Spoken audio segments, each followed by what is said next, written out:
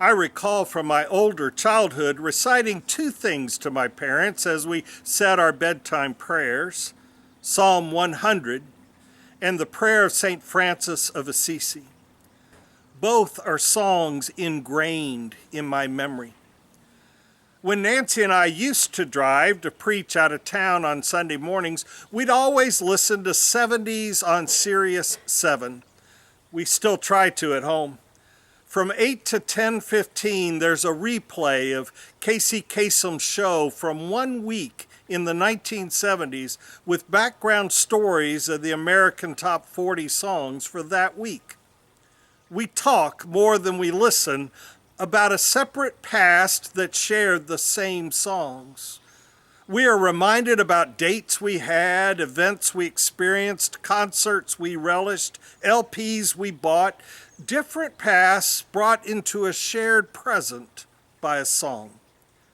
Since the 70s carried each of us from puberty, middle school, high school, college, to my beginning seminary, there's a lot of significant stories to share during one show. I remember my father singing songs from his key of life, heading to bed after a gathering, or sometimes when a gathering was still going on, was always accompanied by "The Party's Over." Big band, Broadway, Porter, Gershwin, brought a story to tell or a sigh too deep for words.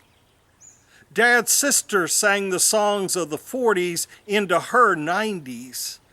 For decades, she sang at nursing homes for those she called the old people, even after she outaged the majority of her listeners. Music can take us to a place of joy, regret, celebration, grief, praise, insight, inspiration, transformation, the full spectrum of emotions and reactions. We can be suddenly but temporarily ambushed by grief, simply by a song. Eddie and the Cruisers said it, words and music, words and music. As a faith community, we miss singing together with the voices of generations that give glory to God, as our hymnal is entitled. When our faith family was formed, Miriam and her brother Moses sang a song about the horse and rider thrown into the sea. The Psalms are the hymnal of the Bible, and the songs of lament profoundly speak to our present time in ways we are still unpacking. In his letter to the Philippians, Paul either composed or shared a hymn about having the same mind as Jesus, who did not grasp at power but emptied himself.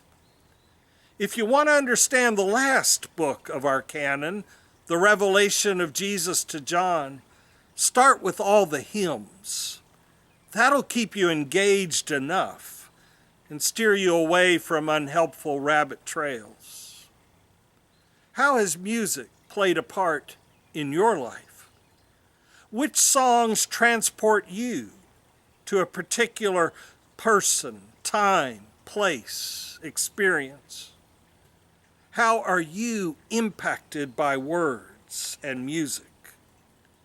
How can songs of past and present generations inspire us to become disciples making a difference?